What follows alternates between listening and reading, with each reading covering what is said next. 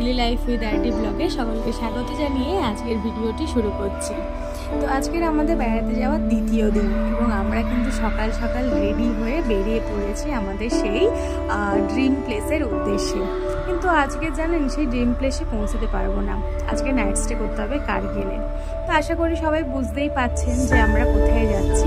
একদমই তাই, আমরা যাচ্ছি লাদাখে। তো অনেক দিনের স্বপ্ন, অনেক দিনের ইচ্ছাকে নিয়ে আজকে কিন্তু এগিয়ে চলেছি সেই লাদাখের উদ্দেশ্যে। তো মাঝখানে দেখলাম যে একটা ছোট্ট ব্রিজ এবং তলা দিয়ে বয়ে চলেছে ঝিলম রিভার। তো সেটাকে আর লোক সামলাতে না পেরে নেমে গিয়ে ঝটপট একটু ভিডিও বানালাম এবং তার সাথে তো আছেই কিছু স্টিল পিকচার তুললাম। এই যে আমাদের ফুল ফ্যামিলি, আমরা চারজনে মিলেই ঘুরতে গেছিলাম। তো ওখানে একটু ব্রেকফাস্ট করলাম, একটু খাওয়া দাওয়া করে আবার কিন্তু গাড়ি করে বেরিয়ে পড়লাম আমাদের ড্রিম প্লেসের উদ্দেশ্যে এবং এগিয়ে চললাম কারগিলের উদ্দেশ্যে। তবে আমি যেতে যেতে শুনতে পাচ্ছি যে ওখানে নাকি কারগিল যাওয়ার পথে পড়বে জোজিলা পাস, সেখানে নাকি শুধু বরফ। কিন্তু আবার শুনতে পাচ্ছি যে আজকে নাকি আমরা সেই জোজিলা পাসেতে যেতে পারবো না, কারণ প্রচুর বরফ পড়েছে এবং ওখানে নাকি প্রচুর বৃষ্টির জন্য কিন্তু আমরা ওখানেকার রাস্তা নাকি ওয়ান ওয়ে করে দিয়েছে। তো সেই জন্যে আজকেরা যেতে পারবো না।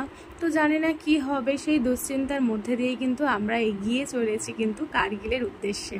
তো কারগিল শহরটা কেমন হবে বা শহরে কীরকম দেখতে, শহরটাকে কীরকম মানুষজন আছে, সেটাও নিয়ে কিন্তু আমার একটা খুব এক্সাইটেড ছিলাম আমরা যে কারগিলে নাইট স্টে করব।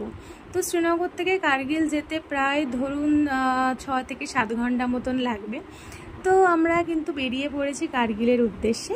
তো তারপরেতে মাঝ রাস্তায় জানতে পারলাম যে আমরা আজকের কারগিলেতে পৌঁছাতে পারবো না।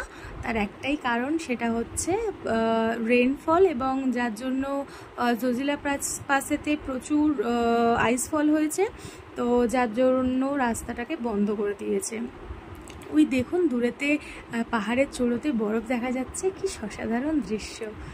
তো তারপরেতে আর কি কারগিলে আজকে পৌঁছাতে পারলাম না, মাঝ রাস্তায় নেমে ছবি তুললাম। তো সাথে থাকো, দেখতে থাকো আমার ভিডিও।